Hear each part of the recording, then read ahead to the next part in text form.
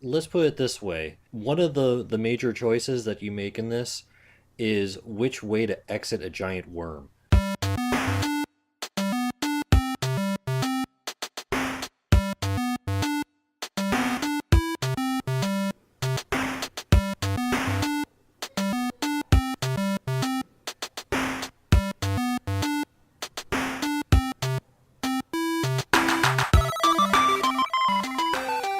Hello and welcome to the Part-Time Gamers, the gaming podcast for people with full-time lives. I'm your host Searanex, and I am joined by my good friend Nineof12, and we are already having some sort of audio issue. She can't hear the music, but whatever. As long as you can hear everything else, we should be good. I can hear you. That's always a good thing. That's I don't know why that's not doing a thing. Probably just need to restart something. 1 second. It's no big deal. I mean, if it didn't go through the recording, you can add it post. Whatever. It's in the recording. That's all I care about. Anyways, so we're back again. This is going to be our last episode of the year, episode 50. And yeah, we're going to be taking December off to try to just for the holidays, and also this is kind of a fortuitous time to take a break from the podcast and everything because I got a new job. It's supposed to be starting next week, so it'll give me a little bit of time to get acquainted with that new schedule and yeah, be able to talk with Zach and Ember about what we can do to improve the show. I'll try to see what kind of, if we want to keep the same format and stuff. Gives me a little bit of time to work on bumpers and all that jazz that I've been talking about for like the last 6 months. So yep, last show of the year. We'll be back whatever the first Thursday of January is going to be. I don't know. I don't have a schedule. I'll calendar in front of me at the moment. So how have you been doing the last couple weeks? I know it's been Busy. a while. Yeah. Yeah, it's been a while. I've had stuff going on. With the grills, we got a new host, which is exciting. Somebody from another podcast, from Glitter Dice. Awesome. So we've been making some, coming up with some cool show ideas ourselves.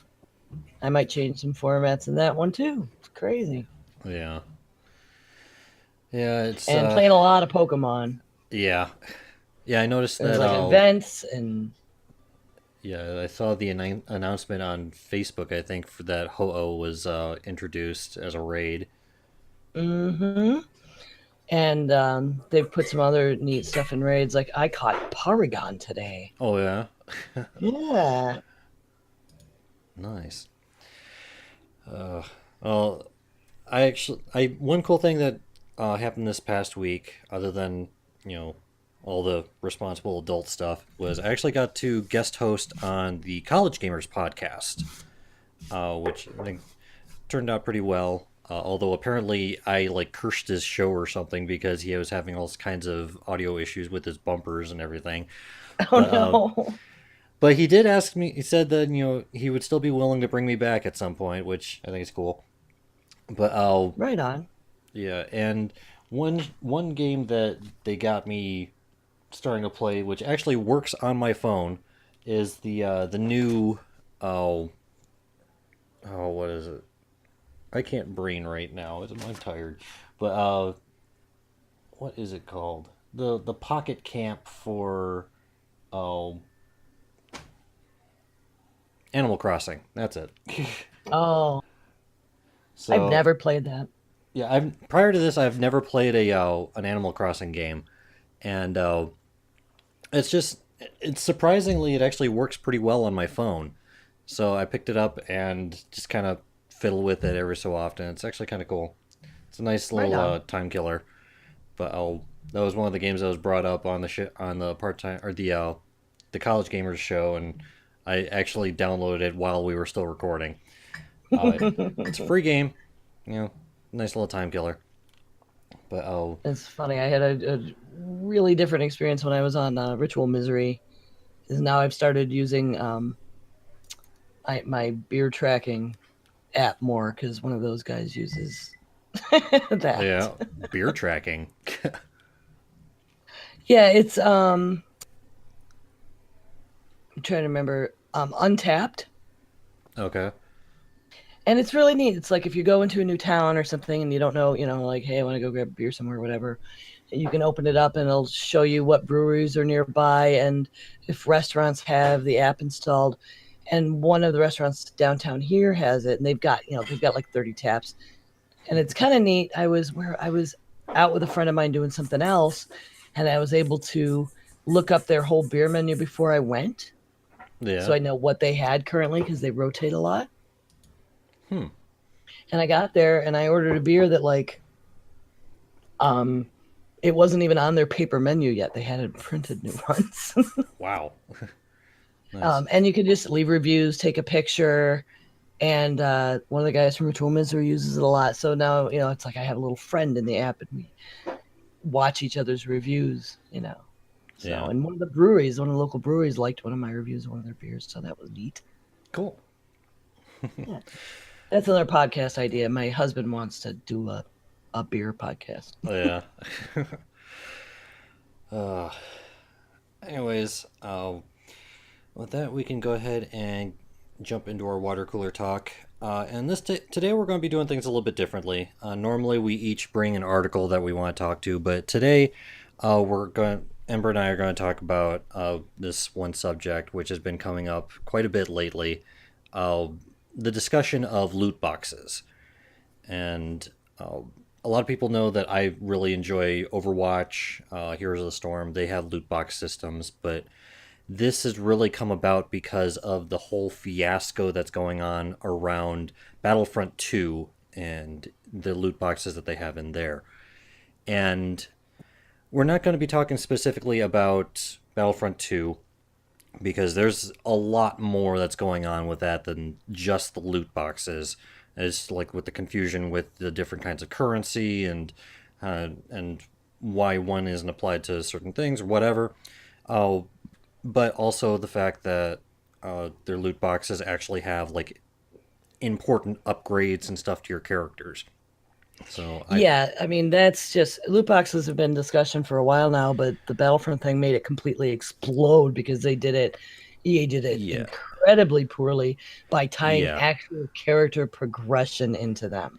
That was my understanding of what the difference was that just made it really explode. yeah. Which in that respect, I still don't think it's that big of a deal because when you really think about it, something like that is not too much different than a lot of like WoW progression or well old school WoW progression or even like Diablo 3 gameplay and even by extension a little bit of Destiny 2. Anything that has some sort of random loot system, this really isn't all that different from it. But what we're going to be talking about specifically here is should loot boxes be considered gambling? That's something that's been coming up with like the Belgium Gaming Commission, stuff like that. Uh, is loot box or are loot boxes a form of gambling? All right.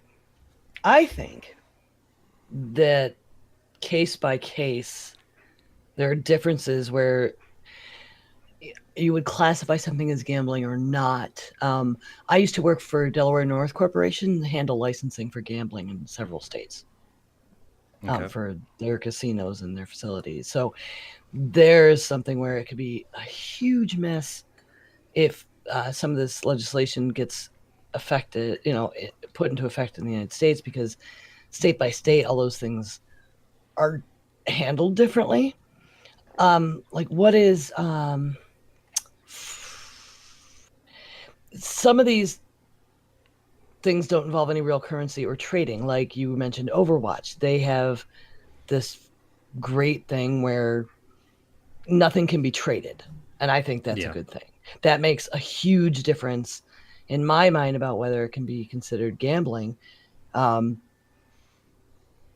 I mean, because then there's the whole selling accounts or whatever. I mean, in Yeah. things like Counter-Strike, it's more real money involved. It's got its own economy. And then, I mean, most laws in place about gambling would consider that gambling. China did it brilliantly, and they regulated the crap out of loot boxes a long time ago, where they have to, all the gaming places that have them available in China have to post their odds. Um, Yeah. yeah, and there's And just so that much more transparency. yeah, and that is something I know that Blizzard has acquiesced to in China. They actually like will show the odds of getting certain kinds of items and stuff like that in their loot boxes.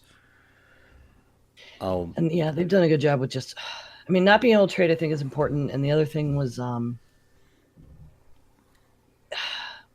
I have concerns that if this goes too far, and if we don't settle for something like warning labels and transparency, and don't make it freaking pay to win, that's what set all this controversy in yeah, motion. But if we get into the morality and the morality police jump on, then we're going to have a whole other set of problems where they decide to define gambling not by the monetary issue, but if they start to define it by whether people with compulsive behaviors are in danger, yeah, that could just be dangerous for the whole gaming industry. We don't want to go through yeah. that again. And the thing is for me, like my perspective of it, it's loot boxes should not be considered gambling because by the current definition, it is not. And like by the current or the current definition, gambling would be if uh, you get nothing for something. There's a chance of getting nothing for something. So with gambling, you put however much money on whatever it is, and you have to assume that there's a chance you get nothing out of it, that you just completely lose your money. With loot boxes, even if it's something you don't want, you still get something out of it. You still get some good out of these loot boxes. Do you think that foresight in that respect is something Blizzard employed in Heroes of the Storm, where, for instance, when you buy a pack and you already have some of the things in it, you get a discount? Do you think they were being forward thinking about being accused of, that something for nothing? Because people are still going to make that argument. I mean, you get a loot box and you might already have everything in it. And Uh, Blizzard boxes don't do that. well, with the thing is, well, with any of these loot boxes, including the Battlefront 2 loot boxes, they have a system in place that if you get a duplicate, you still get some sort of currency from it. So Like even in-game currency. Yeah. yeah, Yeah.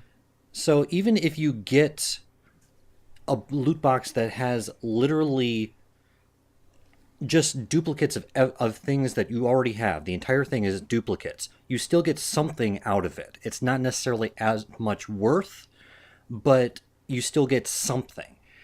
I think one of the biggest reasons why this has even come into light is because, like how what you mentioned, the whole pay to win mentality of it, which I still don't completely agree with.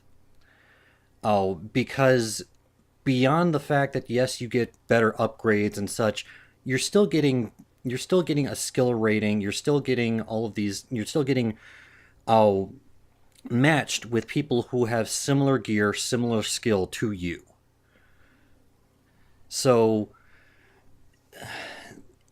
I don't know. Yeah. I mean, because I was talking about this with my husband at dinner. If you're going to go all the way into acting like it's all gambling and it's all pay to win, I mean, then what happens? Then you even endanger games like Hearthstone, where they Yeah, start to or consider buying a pack and opening it gambling. yeah, or even beyond video games, Magic the Gathering, or like any collectible card game. It's the Yeah. exact same mechanic. So if And you can make you're real money with that. yeah, like you can get a rare card in Magic the Gathering and sell it for, you know, depending on the card, you can get hundreds of dollars for some of these cards, depending on how rare they are. Like there are cards, magic cards on eBay that are literally thousands of dollars because they are so rare. So it's Well, I like, guess the Counter Strike community, I think it was Counter Strike, freaked out because they recently they went to China and they had to release all that information about odds on things. And I mean, that was a very self-regulating economy where you can buy things outside of the game, and but players' feeling about the rarity of an item wasn't necessarily consistent with the truth. And now they really, I guess they got really mad because they found the odds on some of these things were so low that the transparency caused this backlash where people got really, really angry that they had spent so much money with so little chance that yeah, they felt ripped off. I don't know. But I As mean, so I'm like, if you don't like gambling, don't gamble. Yeah, and that's the other thing is specifically with, well, basically all of these big games that have the loot boxes and such. So, Battlefront 2, Overwatch, Heroes of the Storm to a degree has a very similar system now after Heroes 2.0. They all, not only do you have the chance of those three, I think Heroes of the Storm and Overwatch did loot boxes the best. For the most part, you get cosmetic items. With Heroes of the Storm, you can get heroes from that, but I don't think it's nearly as bad because there's two other ways of getting heroes in Heroes of the Storm as well. You can use Exactly. gems, which you spend real money on, or you can use in-game gold that you accumulate just by playing the game. Mm-hmm. So, and then you can almost everything that you get in loot boxes for Heroes of the Storm is cosmetic. Literally everything in Overwatch is cosmetic. Well, and So, that's a different pay model because you bought Overwatch, right? And Here's the Storm is free. So yes. Here's the Storm still needed to have ways to generate some revenue and keep Yeah. going. So, buying the Where heroes and stuff, yeah, that's how they make their revenue and stuff a lot from that. Overwatch, it's from, but yeah, with Overwatch, it's you buy the game up front, but after that, their only real source of revenue is from people buying loot boxes, which honestly I've done a couple times. Like you get a special event, you want to try to get, you don't have enough time to try to grind out all the games to get the skins you want. So, I've spent like maybe $10 here and there to just buy a couple loot boxes, to see if I can get the ones I want. so I've never bought one. They don't. They drop so many of them too, which is Yeah, great. yeah. With especially Heroes of the Storm, Overwatch, they every time you get a level. With Overwatch, every time you get an account level, because they don't have hero levels, and every time in Heroes of the Storm you get a hero level, you get a loot box.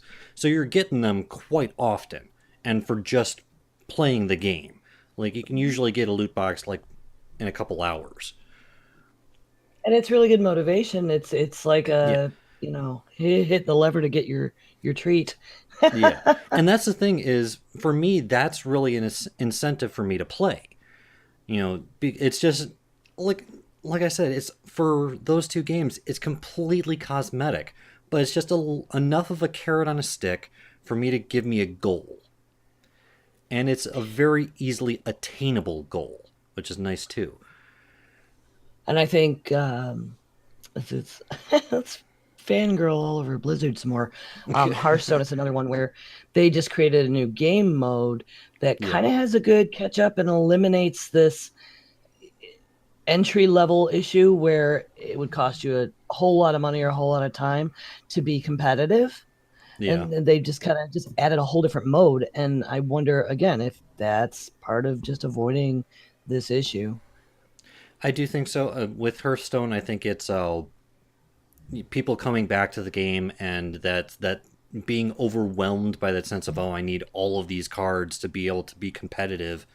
And it's like, okay, well, now we have the standard rotation where, you only have so many sets that you need to look on. And a lot of times you can just come up with maybe, some key cards and go from there. And it takes, since there are fewer cards you need to focus on, you can be more competitive faster. Um, Yeah. I mean, what are they gonna do? What are they gonna do if they start outlawing loot boxes? I mean, there's some pretty simple fixes that could be made. Um, just being able to earn specific items more directly and know what you're getting. Take the randomness out. Yeah. Uh, well, again, I think if Is it anything, that fun a surprise that you want to pay for it, or do you want to be able to just earn it outright? well, for me, it depends on like what kind of reward it is. Like going back to Overwatch, the fact that they have multiple systems for you to get the skins and sprays and stuff that you want. You can the most I guess the most I guess indirect way to a degree is just loot boxes. Just the having the chance of getting these items randomly out of these boxes. But even if you don't, you're getting credits, you're getting stuff like that that you can just if you get enough, you just buy the thing you want. You know, just do it directly. And and the thing is, I think people are. I think one of the things that really sparked the most amount of dislike and hatred and such like that for EA about Battlefront 2 has very little to do with oh, the loot boxes and more so to do with the numbers that the heroes had before. Because when the game was released, actually, it might have been even before it was released, like Darth Vader, Luke Skywalker, and such were 60,000 credits. Now, credits usually you get from playing the game. You do get some from loot boxes and such, but the amount of time you would have to play or the amount of money you would have to spend in order to get enough credits to unlock one of those characters was huge. So I think that was one of the big sparks to the game was okay, I'm playing this game and I cannot unlock the heroes that I want to get. I cannot unlock Ugh. Darth Vader or Luke Skywalker or whatnot or whatever these other Yeah. heroes. So what they did is they immediately reduced the numbers by 75%. So now it's like 15,000 credits for Darth Vader and Luke Skywalker, which I think are the two most expensive characters. So I think that was the initial spark. That was the thing that was most readily apparent, and then everything else kind of cascaded from that. And then everyone's like, well, the progression system is complicated. Why is there so many different kinds of currency? This one Redditor spent $80 on one form of currency and realized he couldn't use it to buy the hero. And he could only use it to buy loot boxes and stuff like that. So he's pissed about that. And it's like, I think it's sparked from those initial numbers not being able to get the heroes you wanted right away, and then everyone just kind of dogpiled onto it. Well, I'm all about getting stuff like that fixed. I Yeah, mean, many kinds of currency is confusing, and it's something I don't like. yeah, That's something in World of Warcraft that used to be just oh so annoying and yeah, infuriating, and they've gotten good at reducing, the amount of like specific currencies for things like that. And when they added, what the gems or whatever in heroes, it's like, no, don't go down this road. well, the nice thing, like Heroes of the Storm, is the comparison I'm going to make too, because they have three different kinds of currency, and they're used in different ways. But right up front, when they were introducing this system, they said, okay, this is the currency, gems are what you buy with real money. This is what they're used for. Gold is what you earn in game by playing matches and stuff like that. This is what they can be used for. These are shards.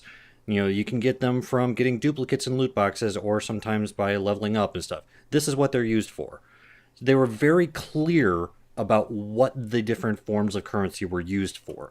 And I think that's where they fell short for Battlefront 2. Because again, there was Mm. one Redditor who spent like $90 for shards or for crystals in order to try to get a Darth Vader and didn't realize that crystals were used for buying loot boxes, not buying characters. So he basically spent $90 on literally nothing. Well, he probably should have read the manual. I mean, I was it mean, really that unclear? I'm the kind of person that is like, anytime there's something like this, I do a crap ton of research on it just to figure it out. But But I mean, if you I'm, spend money on something, yeah. I mean, that's the thing is, yeah, look, if I'm going to be spending that much money on something, I want to make sure it's right. yeah, So, I mean, I think part of it is EA's responsibility. It's partly their fault for being unclear and for just the numbers that they threw out there to begin with, really overestimating how the level of that people wanted to dedicate towards the game.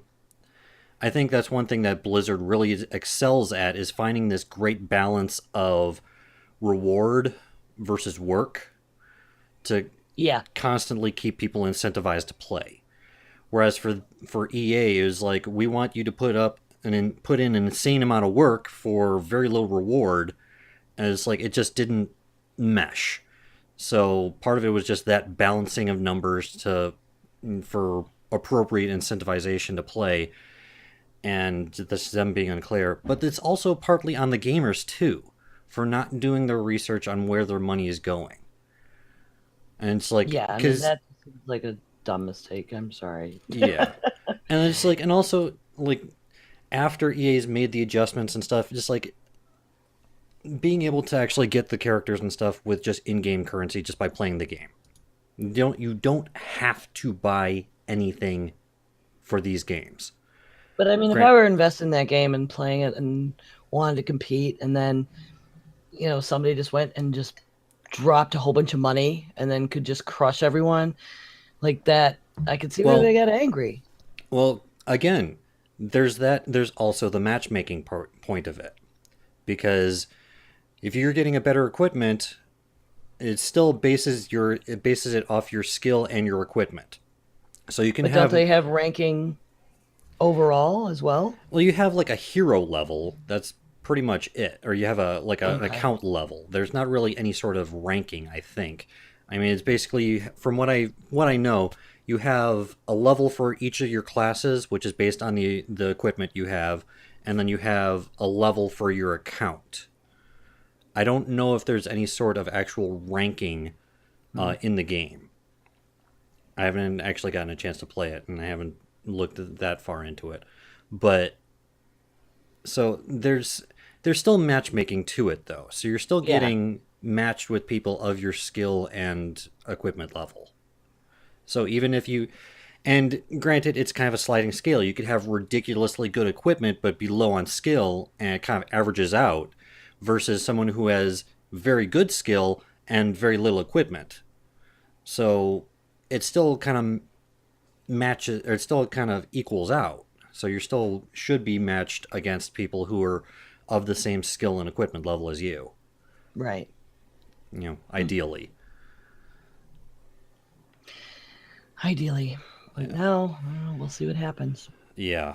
I don't So think they'll succeed in actually banning it places, but I guess no, it could happen. I. That's the thing is, in order for them to consider loot boxes gambling, they need to actually change the laws. If you just go by what the laws are now, it is not gambling, because no matter what, you get something. Well, that's the thing, though. I mean, this is a new world. Yeah. Technology, it's a technology question. Yeah. I mean, But we didn't have like other than like countries just had currencies. Now, different, game systems have currencies. Now, yeah. virtual currency like Bitcoin isn't a real thing. Yeah. So I mean, laws get changed all the time because the time's changing, Yeah. and this might be one of those things. Yeah, I certainly hope not, because it's a very slippery slope when it comes to games, because it affects more than just loot boxes. Like I was saying, any collectible card game is the exact same mechanic. So it's like, okay, why aren't these being considered gambling then? So it's, Yeah, I mean, yeah, it could completely unintentionally wreck other games. yeah.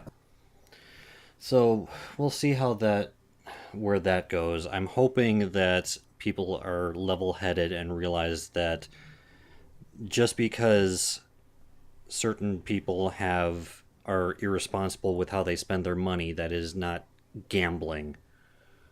But we'll see. Anyways, before we get back to work, I'd like to tell everyone about our Patreon at patreon.com/parttimegamers. That's where you can go to support us if you like what you hear or like what you see. We have our YouTube channel as well. We've been posting part-time gaming episodes there as well, where we go through different games and usually play them very badly. And yeah, So badly. Yeah, especially me. yeah, well, not just you, but all of us on Fortnite last time we played. Fortnite was so bad. Oh, that was awful. Uh, but And my son, my 16-year-old, such a jerk. What are you talking about? That game's easy.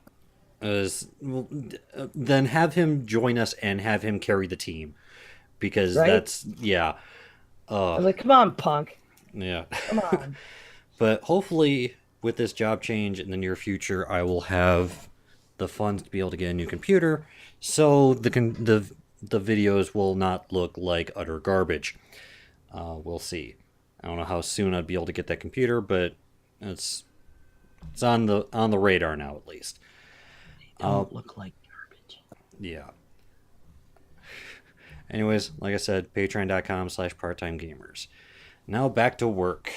Today we are going to be talking about episode 4 of the Guardians of the Galaxy Telltale Series, which I have my recording up on Facebook now. Or not Facebook, YouTube. Not enough coffee yet. Still working on my Baymax of coffee. Oh, but yeah, it's up. My playthrough is up on YouTube, on our YouTube channel, and yeah, it's right off the bat. I think this one personally is probably one of the weaker episodes of the series thus far. And episode 5 is out already.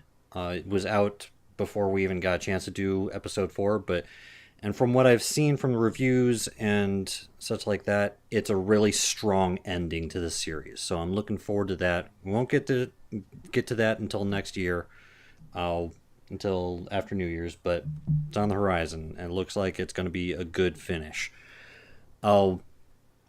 Just as a reminder, the game was designed and published by Telltale Games, and it is currently on Steam for PC and Mac for $25.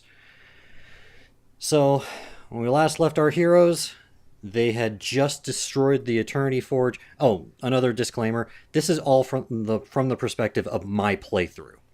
So, you can go through and play it completely differently, have different outcomes, but this is specifically from my perspective, how I'm playing the game.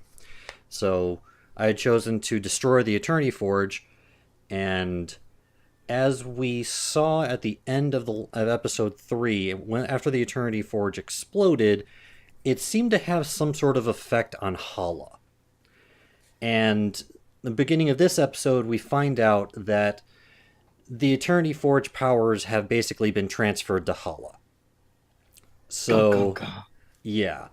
And that answers one of the questions I kind of had in mind at the end of the last episode, which was, how do they reconcile whether or not you destroy or empower the Eternity Forge? And this is apparently how they do it if you choose to destroy it. I imagine if you choose to empower it, she just gets it and doesn't get the powers from it or something. Something along those lines. Somebody knows. Yeah. Email us and tell us what you did. Yeah. So you're still in the temple with Hala. You find out she has these Eternity Forge powers now, and this really cool like cracked skin tattoo pattern all over her skin, which is kind of cool looking. But after that, you get into a short fight with her and the remaining guys that she has, and eventually all of the Guardians are pushed down a giant pit on the side of this temple floor or whatever. As you're falling down, Peter boosts down, grabs Mantis, keeps her safe. In the process, she makes you relive one of your memories of your mother. Specifically, your mother and you and Peter are going to a campsite to just go camping for a weekend or whatever. During the drive, though, Peter's mother passes out, and you have to try to you steer the car, you're able to stop and everything. After you get everyone safe, stopped, you're able to wake her up, and she reveals to you that it's like her condition is worsening. It's worse than she lets on, and that she was actually supposed to go to the hospital that day to get plugged into a machine, but she wanted to give Peter one last good memory before she's gone. And so responsibly, just yeah, that was terrifying. yeah, They that fall asleep at the wheel and like yeah, not even just you're fall running around with asleep. the radio, right? And Yeah, almost die. Okay. yeah. So It seems such a cute little innocent game mechanic too. It was like, oh, I'm trying to find a radio station, and all of a sudden, ah! yeah, so this is also where the first choice of the game, the first major choice, comes into play, which is you have the choice of either turning back, going back into town, where I assume your mother would be taken to the hospital and all that jazz, or continue on, go camping, have that one last good memory with your mother. And for this one, a majority of players, including myself, decide to just, at this point, quality of life is better than quantity of life. So opted for getting that last adventure, going camping with your mother. Oh, I might have turned back just to this get is longer, and I would be like, what am I gonna do if she dies in the woods? I'm gonna be stranded in the middle of nowhere. just leave her, walk. It's just like, yeah, like if we were going to a hotel and go to a theme park, maybe Yeah, camping in the woods with someone dying, maybe not so wise a choice for a last memory. whatever. Well, see, this is why I want you and Zach to actually play through the game to just see like where, because it seems like almost every choice you guys want to make is the exact opposite of what I've done. So it'd be interesting to see how divergent the story gets. I don't know. I feel like Zach would have gone camping too. Yeah, probably. Oh, anyways, after this memory, you wake up and all of the Guardians are somehow alive. They don't explain how they survived the fall, but all of them are alive and seem completely unharmed. We're just gonna kind of gloss over that, apparently. Oh, but It's you're not at important. you're in just the bottom of this hole, and there's no apparent way out. You look around and you notice that there's a hole in the wall. It's not very big, maybe big enough to like stick your hand through. But out of this hole comes this like what can only be described as a rock worm. See, and here's a choice. I totally would have made the same one. Yes. You know that. And yeah, and if it's one I'm thinking about, I even called it while I was Yeah. recording. There's this rock. I this rock worm. appreciated that. That was adorable. Yeah. So this rock worm comes out of the wall, and at first you're kind of hesitant towards it, but Mantis is able to tell you that it's it's more or less friendly. It doesn't want to hurt us. So this is where one of the choices one of the other major choices kind of starts. It's kind of a multi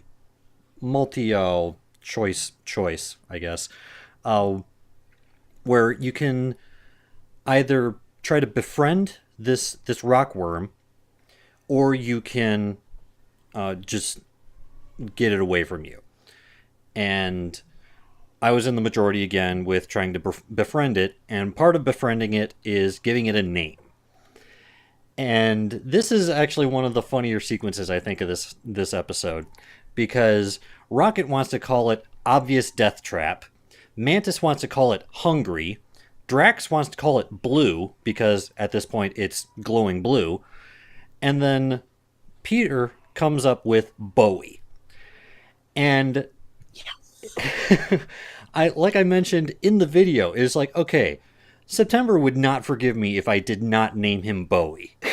It's just too iconic. And I love Peter's description because there's like, who's what's a Bowie? It's like, So, oh, it's a rock star we treat like a space god on Earth. yeah. And then I think the funniest part is Drax tries to come up with an argument for naming it blue, and he's like, "Why don't we name it blue? It is blue." And then all of a sudden it starts turning red, and he goes, "Bowie's fine." It's like just like the defeat in his voice from that is hilarious to me. Yeah, it's extra hilarious because Drax is so just not emotional. Yeah, He's just stern and flat all the time. yeah. And just, Bowie's fine.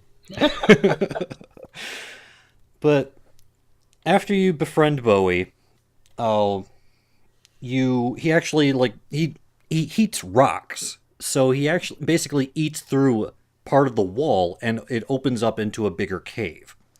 It leads you down a little bit further, and then all of a sudden you start hearing these noises, and Bowie just like digs himself into the ground.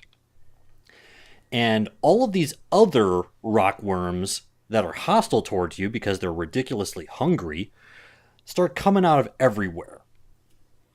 So you have to defend yourself, which is actually another really funny sequence because basically everyone gets in this circle back to back to back to back to back to back, and the camera just kind of pans to the side like to each character, and they're each doing their own thing. Like Rocket is just just blasting away.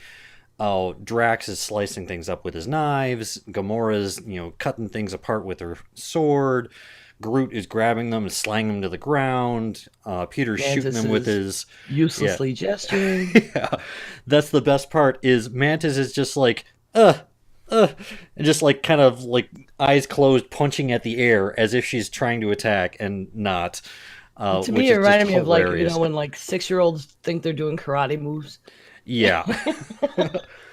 So that it's like it's you got the comedy in that part is just funny because it's like you got all the like dramatic fighting and everything, and then you get to her last words. Oh, but eventually you're able to kind of I think you collapse one of the caves that they're coming out of. So He blows up that volatile substance. yeah, the volatile crystals. Was a Turium, I think it was called, and collapses I don't one know. of the That's tunnels. Rocket. He knows that stuff. Yeah. So you stop. You are able to defend yourself against the onslaught of rockworms, and Rocket and Gamora start getting into this argument about what to do next. Rocket wants to just get to the ship and run away, where Gamora wants to go back and try to fight Hala because she's got these Eternity Force powers now. She needs to be stopped. Also one point I forgot to make. I was just gonna say, a little important. Yeah, Nebula was pretty gravely injured in the fight against Hala. She's still with the rest of the Guardians. She's basically dying, and currently is being held on Groot's back. He just makes this little like root backpack to hold Nebula there. So Gamora does want to try to also get to the ship in order to help Nebula, but then immediately go to find Hala. So after their argument, Gamora and Rocket take two different caves to continue on. This is where the second major, technically the third major choice takes place, where which one do you follow? You can either follow Gamora or Rocket. And I chose to follow Gamora because Rocket in almost every situation to me is just selfish and just wrong in most cases. And Gamora is a little bit more sensible. In this case, I agree with Gamora. We need to go go defeat Hala. We can't let this stand. So I follow Gamora. Groot comes with us with Nebula. They end up falling down a hole into a cave, which is another actually really funny sequence because they land on these mushrooms that are like has poisonous spores. It makes Gamora and Peter just cough and hack and all this stuff, and it basically is like some sort of like hallucinogen for Groot. So Oh. yeah, he's useless for this entire sequence. He's just off in the corner, just like looking at his arm, and then realizing he has a second hand and is startled by it. Uh, and actually comes up with some variations for his normal sentence of "I am Groot." Uh, he says at one point he says "Groot am I." He says I am Groot Groot." And so he's just in La La Land for this entire sequence. You have to try to go up this cave and knock over this pillar to get over this chasm. And this is where it's not a major choice, but it's still it's a little bit of character development between Peter and Gamora. Gamora is becoming more and more trying to think of the word, not depressed, but just distraught over the mounting deaths that are on her. The fact that her sister could die. The fact that, she sees it as her fault that Gamora is in, or that Nebula is in this situation. And she takes it personally. And, you're trying to reassure her and everything and she actually tells Peter that after we get back to nowhere, she's going to leave the Guardians. Because she doesn't want to keep bringing people in and having them die because, as she sees it, because of her. So you can talk to her and try to convince her otherwise, either by saying, "Hey, Nebula needs you," or Peter can even say, "I need you," and so on and so forth. But eventually, the three of you are able to get out of that. So much. Yeah, it was this way in the first one too. I mean, but they showed. I mean, she's got daddy issues, man. But yeah. Self-blame and self-doubt for somebody who's so tough. Yeah. I mean, she's an assassin. Like, death is not something that's uncommon to her. She's killed many people.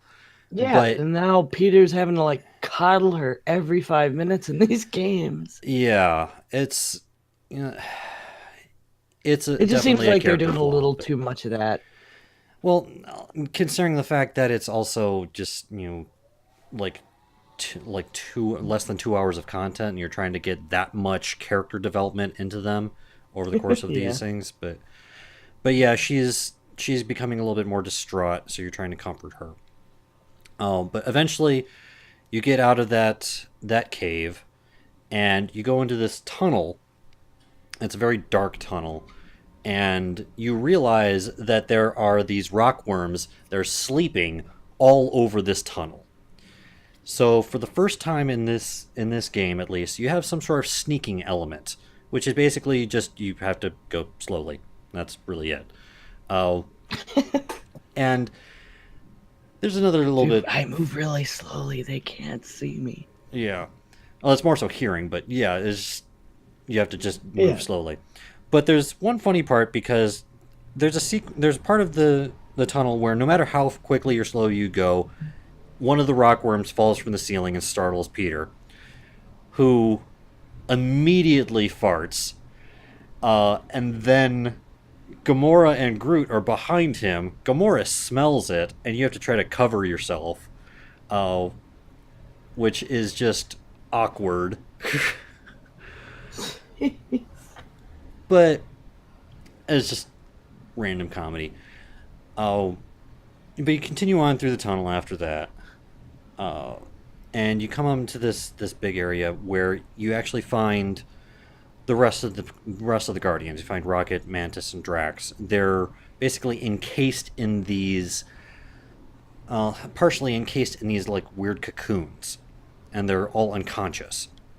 So again, you have to try to very slowly and very sneakily open up the cocoon that holds Rocket. Gamora ends up opening the one that Mantis is in. Then you go and open up Drax's, and as he comes out, he just embraces you and like is basically crushing you almost to death. Oh, and by you I mean Peter. And in order to get him to stop, Mantis has them, comes in. They relive one of Drax's memories.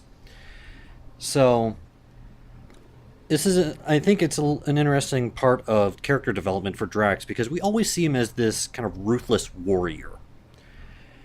In this memory, you see him training his daughter, so you actually see him as a father for his daughter Kamaria, who they're training outdoors for the warrior's path, which is just what they send their kids out to the training grounds in order to become great warriors. Um, and it's really interesting because again, the whole dynamic of you always see him as a warrior, you don't see him as a father, and to see him, talking to his daughter, comforting her to a degree, telling her fear is okay as long as you can work through it, type of thing. You know, just have him as an actual father figure was very interesting dynamic to his character. I'm glad they did do something about that. Although the whole sequence was actually really short, because you go through a little bit of a training exercise and stuff, and braces her for a little bit, and then she's gone. And we don't really have any reference as to if that's the last time he ever sees her, but I have a feeling it is.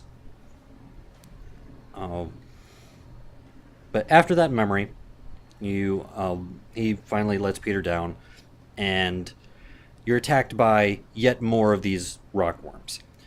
This time, though, they run away very quickly because you hear this very loud noise coming from another tunnel, and you hear a lot of like rocks breaking and stuff. You look out one of these tunnels and you see the side of an enormous rockworm. Guardians are able to run, get to the Milano. They try to escape, but they're actually eaten by this giant worm. The whole ship. Yes, the whole ship is swallowed whole by this worm. Once they get inside the worm, once you got to the Milano, you plug Nebula into the ship. It stabilizes her. But after you get eaten, get swallowed by the rockworm, she unplugs herself, and Peter and Gamora run over there to try to figure out what's going on. And it's Nebula's wish to actually be unplugged, in order to, she basically sees herself as already too far gone, and there's no reason in prolonging the inevitable.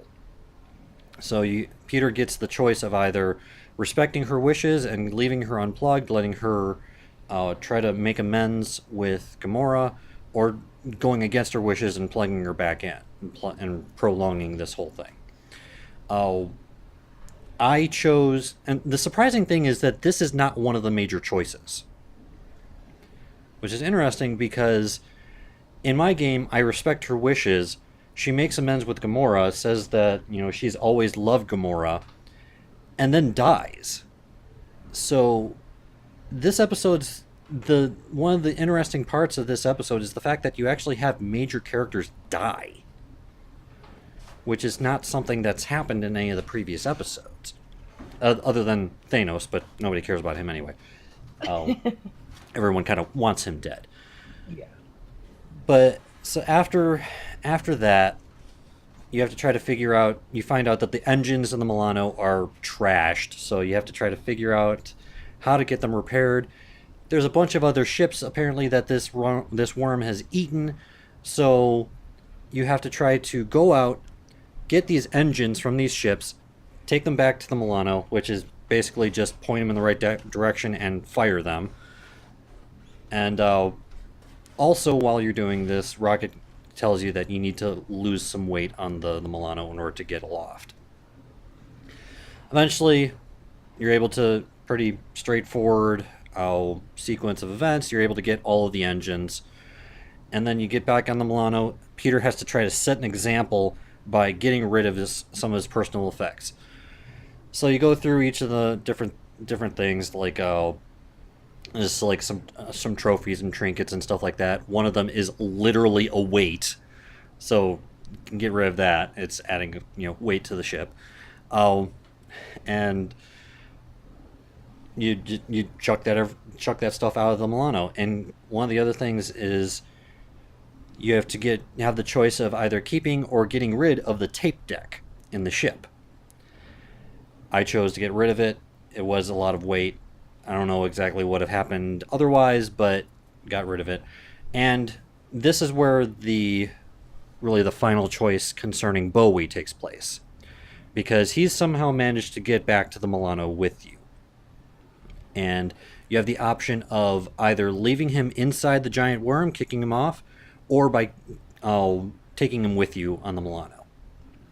I chose to keep him as a friend. So, and that was the vast majority of players decided to keep him. After you get you get enough weight out and the engines are quote unquote installed, and by installed I mean pretty haphazardly attached to the outside of the ship, you can now escape. And this is where another one of the big choices comes into play, which is honestly a choice I never thought I would have to make. Which way do you exit the worm? You can either exit the way you came in, through the mouth, or exit the way food normally goes, out the colon. Yeah. Again, not necessarily a choice I thought I would have to make in a video game. I opted to go... This is the one choice in this episode that I was in the minority. I chose to go out the mouth. And again, I don't know how this would have changed it at all, but I decided to make this thing projectile vomit the ship out.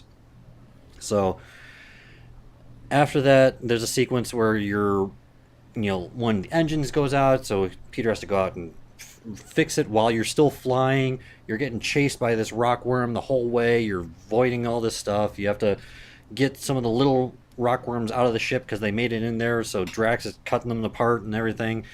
And it gets to the point where the ship is breaking apart, and Drax makes a decision to sacrifice himself to save the rest of the Guardians.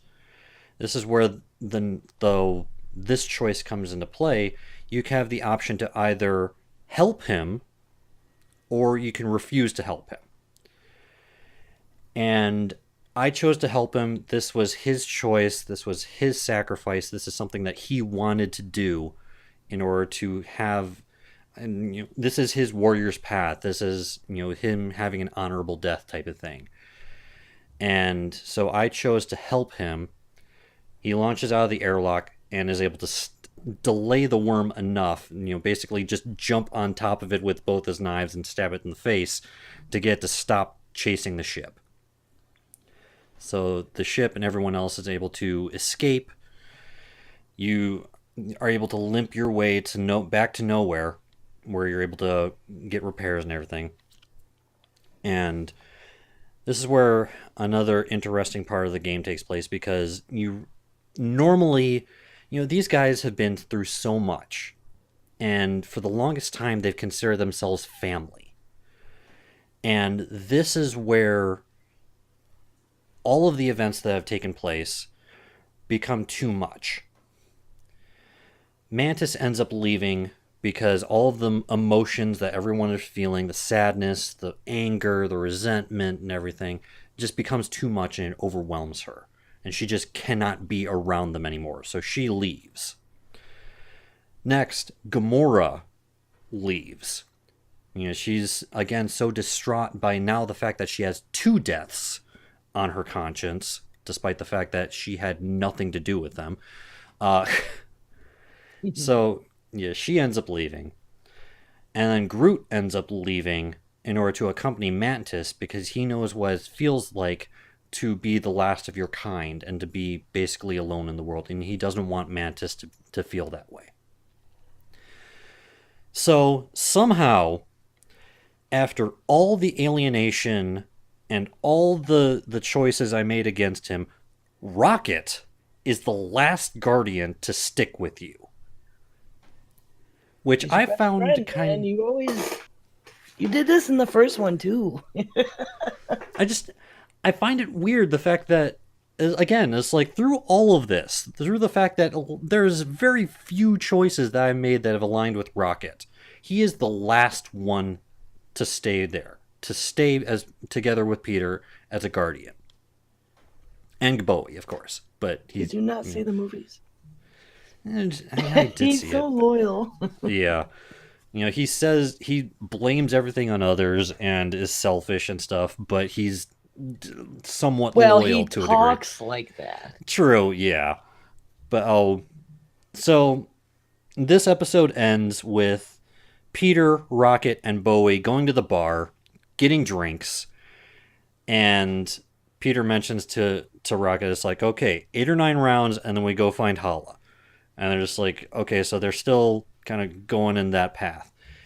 And literally just after he says that, there's a news report that comes up, like a breaking story, that there's this massive Kree attack on this planet and millions are feared dead.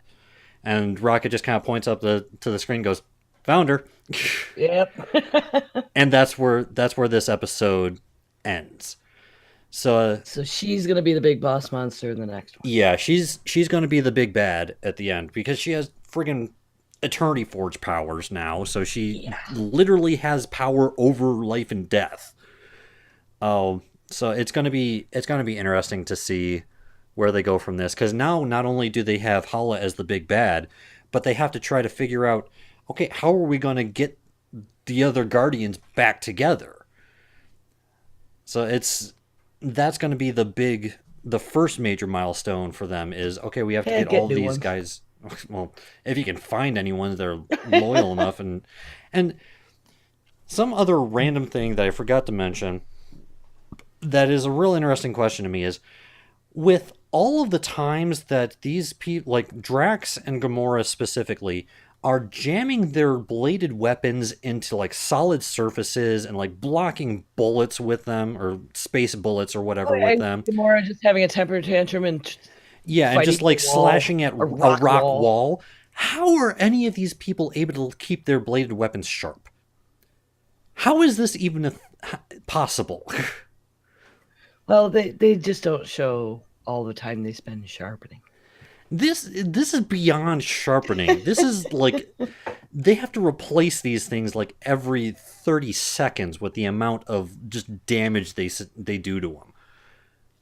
One would think. Yeah, Maybe it's a metal we don't have. probably some sort of space metal, but Space metal. still, it's There like you go. Space metal and magnets. It explains everything. yes, yes. Laser sharper. I will concede to that logic. Space metal and magnets. Uh, so again, it's going to be interesting to see because there's a lot of just kind of comedic elements to this episode, and there was some pretty big things to happen, like specifically Gamora and Drax dying. But overall, just the pacing and all the other kinds of choices and stuff that you can make, there's doesn't seem to be a. I think this is one of the weaker episodes when it comes to actual content. Oh, but I am glad to see that the episode 5 seems to be a very strong episode to finish off on. But again, we'll be getting to that after New Year's. So that is where we are at in my playthrough of Guardians of the Galaxy Telltale Series. Episode 4. Yeah, episode 4 of it. Again, at some point I want to see, like, even if we don't do a stream of it or anything and talk about it, I still want to see, like, you and or Zach play through this just to see some of the other choices that can be made. Maybe after I get through episode 5 and we get through the show and everything, I might go back and try to purposely make different choices just to see how it changes the story, but we'll see. But everyone, because of real life stuff, I was not able to get questions ready for an employee assessment. So this is darn. Yeah, I'm sure you're just heartbroken about that. I am devastated. But yeah, again, this will be our last show of the year. And again, the reasons I take this December off is for the holidays. I'll kind of settle into my new job, but also to talk with September and Zach and try to come up with improvements for the show. Have some time to actually make some bumpers and just try to improve the quality of the content and of the production value of the show to make It's it gonna more be worthwhile. awesome. Yes, it will. We're gonna put sprinkles on it and come back with a vengeance. Go to Patreon now, so you can claim credit. Oh, that's awesome. Sell it, man. We're gonna have sprinkles on it. Yes. There are basically two things I think that make just about any food item better. For desserts, it's sprinkles. For just about everything else, it's A1 sauce. But that's probably just personal opinion. Anyway, every- oh. Everyone, thank you for joining us. If you find value in our show, you can and would like to support us, you can at patreon.com/parttimegamers, or by subscribing to our YouTube channel, or by giving us a 5-star review on iTunes. If you'd like to contact the show, you can with our email, parttimegamers.cast@gmail.com, or on Twitter at PTGcast. You can find me on Twitter at Searanex or on blizzard.net with the ballot tag Searanex number 1996. You can find the show and the rest of my work at caffeinducedproductions.com. Ember, how about you? I am at 9of12 on Twitter and also on Twitch. I've been streaming a lot more lately. I'm going to put in a fancy chat bot soon, so come join me. I can be found, my battle tag is 9of12, number 1102, and you can hear me on the Geek Grills podcast. Yep. Yeah, I actually noticed on Twitter that you were streaming, so I came on there and just told you to not be in the poop. So, yep. Yeah. Like, yay! Yeah. Hey, look, he's here. He's telling me how to be in the poop. Oh, I have to look at the other screen. I must be in poop. No, that's just rule number 1 about playing World of Warcraft. Just don't stand in the poop. But all right, you can also find Zach on bell.net because I heal.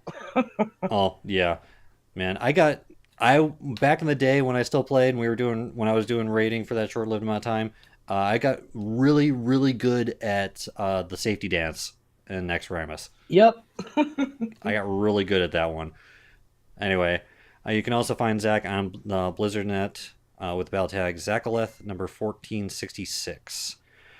And everyone, until next time, we are the Part-Time Gamers clocking out.